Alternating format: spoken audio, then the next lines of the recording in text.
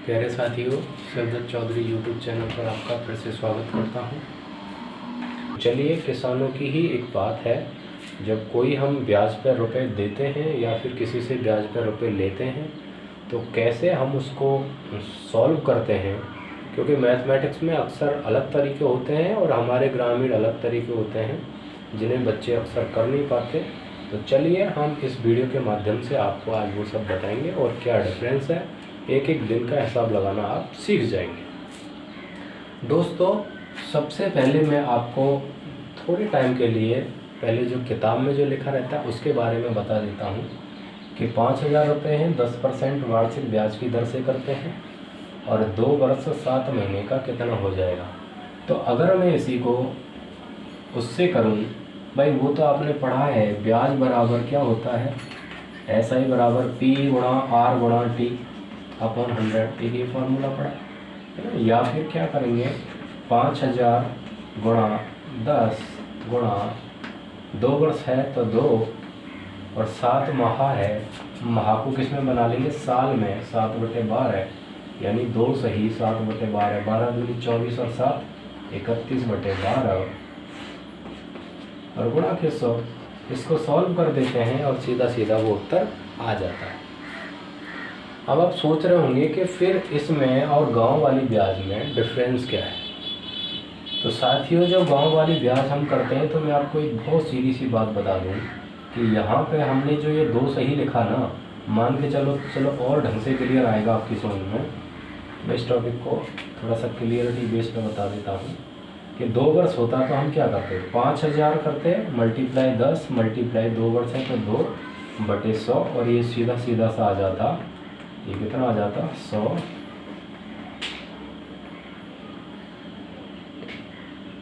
ठीक है, 1,000 आ जाता। ये कितना आ जाता, 1,000।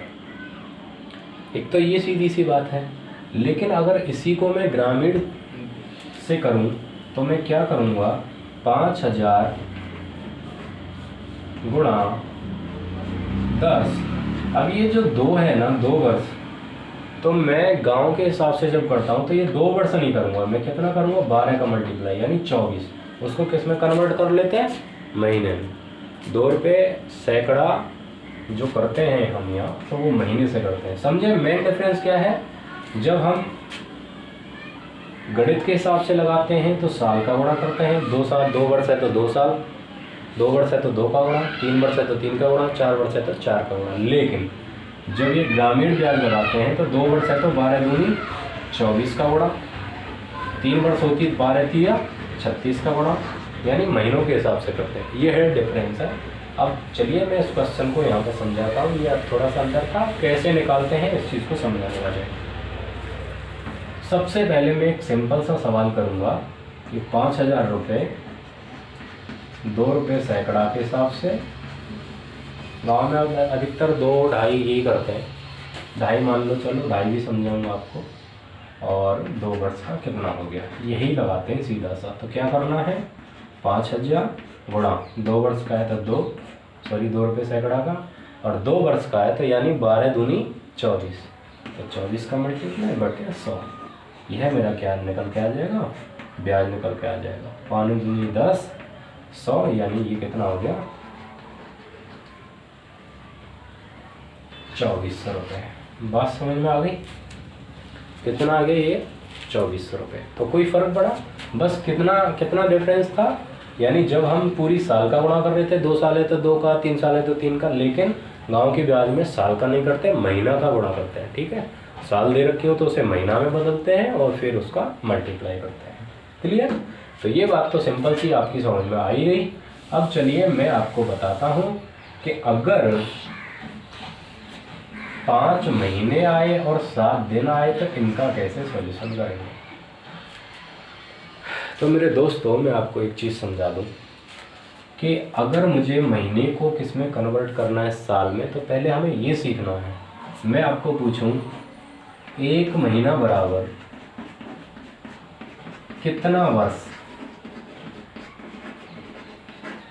यानी 1 महीने में कितने साल होते हैं। तो आपका जवाब होगा सबका नहीं, कुछ का। ये तो उल्टा हो ही नहीं सकता, मास्टर ही बेवकूफ़ है क्या। या मैं कहने लगूँ 1 रुपये में, सॉरी 1 पैसे में कितने रुपए?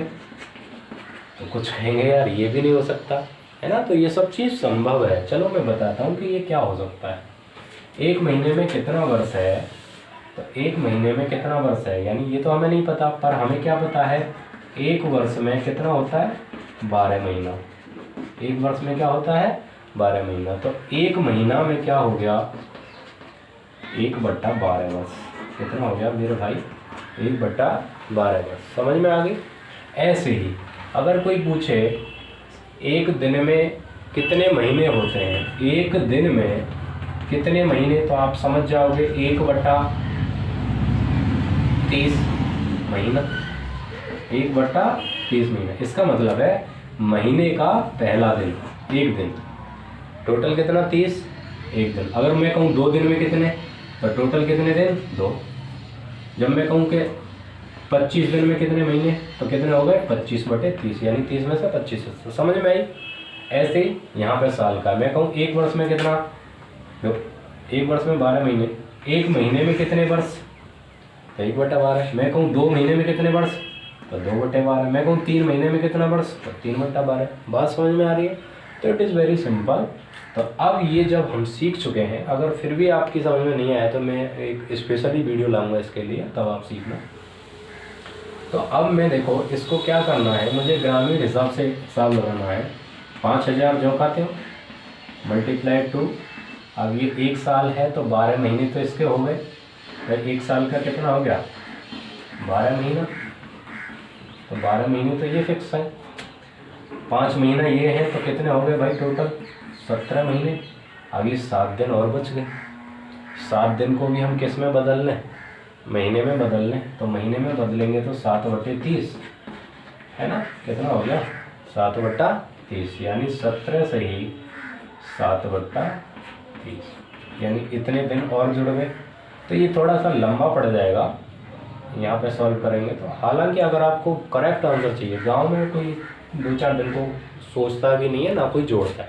लेकिन मैंने ये क्यों समझा दिया आपको कि अगर 7 दिन के भी निकालने हैं, 1 दिन का भी निकालना है तो आप निकाल सकते हो। 17 का 17 × 51 कैसे करेंगे? 17 × 51 510, यानी 517/30। यानी हम कितने का गुणा करेंगे? 517/30, और गुणा नीचे 100 करते ही करते हैं। तो ये हमारा कितने का निकल के आ जाएगा? 1 साल 5 महीने 7 दिन। समझ में आई? अगर हम दिन का ना निकालते तो क्या करते भाई? 1 साल में कितने महीने हो गए? 12 और 5 17। हम सीधा सीधा क्या करते? 17 का गुणा और नीचे भी क्या रहने देते? 100। तो उम्मीद करता हूँ मैं आपकी समझ में ये बातें आ गई होंगी। आ गई कि नहीं आई? तो गाँव का ऐसा बड़ा सिंपल सा है बस। कोई अब एक और बता दूँ आपको, कभी कभार क्या होता है कि ये 2 रुपये सैकड़ा ना बोल के घर वाले हमें कंफ्यूज कर देते हैं। वो कह देते हैं 2.5 रुपया सैकड़ा है भाई। कितने रुपये सैकड़ा? 2.5 रुपये सैकड़ा। अब कुछ बच्चे 2.5 को ऐसे लिखते हैं कि सर जी हम तो ऐसे लिखते हैं 2.5 को 2.50, कुछ 2.5 लिखते हैं। ये सब चीज़ ऑलरेडी सेम है। अगर आपको इनका अंतर समझ में नहीं आता तो वीडियो देख लें, है ना। कुछ भी लिख लो मेरे भाई, बात एक ही है। चलिए हम वही सॉल्यूशन करते हैं। अपने गांव वाला ब्याज लगाते हैं कि 5000 रुपये हमने किसी को दिए। अब आप सोच रहे होंगे 5000 रुपये लगा रहे हो कि ज़्यादा पे लगा लो, तो आप लगा लेना भाई 5000। मैं तो एक हिसाब बता रहा हूँ, और आप पैसे वाले हैं, आप ज़्यादा लगा लो। ज़रूरी थोड़ी 1 लाख भी हो सकते हैं, 10 लाख, करोड़, 10 करोड़, भाई ये तो आपकी ऊपर है क्षमता। तो देखो अब यहाँ पे 2.5 की ब्याज है तो मुझे क्या लिखना है? 2.5। आप ऐसे लिख लो 2.5 गुणा कितना वर्ष है भाई? 2 वर्ष है, या फिर मान लो 3 वर्ष है। तो 1 वर्ष में 12 महीने, तो 3 वर्ष में कितने महीने हो गए भाई? 36/100। तो 2 0 से 2 0 और ये कट जाएगा और ये आपका क्या आ जाएगा? आंसर आ जाएगा। तो ये समझ में आ गई कि नहीं आ गई? ठीक है, चलिए 2.5 का अच्छा ये होता है 2.5, तो हम क्या करते हैं? इसको कैसे लिखते हैं इस 2.5 को? तो इस 2.5 को कैसे लिखते हैं? देखो सरल करिए, 2 दूनी 4 और 1 5, 2 दूनी 4 और 1 5, भिन्न की तरह सॉल्व करिए तो 5 और नीचे क्या आ जाएगी? ये 5/2 ही तो है, 2 दूनी 4 बटे 5/2, तो 5 ऊपर और 2 नीचे, और नीचे 100 का गुणा कर, यानी ये बटे वाली संख्या 100 में आके मल्टीप्लाई कर देती। समझ में आ गई बात? ठीक है। चलिए, अब कुछ बच्चे अभी भी क्या सोच रहे होंगे कि सर जी हम तो जो पैसे लेते हैं या फिर देते हैं वो 2 रुपये सैकड़ा से ही लेते हैं, लेकिन जब हम 2 वर्ष हो जाती हैं तो फिर ब्याज पे ब्याज लगाते हैं। क्या करते हैं? ब्याज पे ब्याज, जिसको हम क्या बोल देते हैं? चक्रवृद्धि ब्याज। तो हम उसे नहीं सीखेंगे, हम सीधा सा यहाँ सीखेंगे। तो क्या करेंगे, थोड़ा वीडियो लंबी होगी लेकिन देखते रहें, और अगर आपको ये अच्छा लग रहा है तो साथियों इसको लाइक कर दें और अपने सभी दोस्तों को शेयर करें और ज़्यादा से ज़्यादा सपोर्ट करें ताकि हम ऐसी चीज़ें आपके लिए लाते रहें। तो अब हम क्या लगाने वाले हैं? ब्याज पे ब्याज, क्योंकि दिल तो तभी भरेगा ना, डबल ब्याज आएगी और उनका दिल टूट जाएगा जिन्हें डबल ब्याज देनी पड़ेगी। तो चलो क्या करें, अब ये क्या करना है, अब हमें ब्याज पे ब्याज चाहिए। तो इसका मतलब ये नहीं है हमें 2 वर्ष से कोई मतलब नहीं, बहुत आसानी से लगाएंगे। कितने रुपए थे? 10,000। अब तो आप सीख ही गए होंगे इतना, तो 2 का गुणा। अब 2 वर्ष नहीं निकालनी, पहले हमें 1 वर्ष निकालनी है। तो एक वर्ष के लिए 12/100। तो ये कितना हो गया? 12 दूनी 2400 रुपये। कितना हो गया? 2400 रुपये। तो हमारी जो 1 साल की ब्याज, अभी देखो समय कितना था हमारा? 2 साल, लेकिन अभी हमने निकाली कितने की? 1 साल की। तो 1 साल की ब्याज कितनी आ गई हमारी? 2400 रुपये। ठीक है। हमने रुपए कितने दिए थे पहले? 10,000 रुपये, और ये कितनी हो गई? 2400 रुपये। तो भाई कुल कितने हो गए बताओ? 10,000 पहले दिए, 2400 ब्याज के हो गए। तो ये मेरे भाई आप समझ पाएंगे कि कितने हो गए? 12,400 रुपये नहीं हो गए? कितने हो गए? 12,400। अब हमने 1 साल का ही लगाया है, ध्यान देना। अब हमें कितने साल का चाहिए था? 2 साल। तो अभी 1 साल और हमारी बाकी है उस पर। तो 12,400 गुणा फिर से 2 साल का और फिर से 12, ठीक है, बटे 100।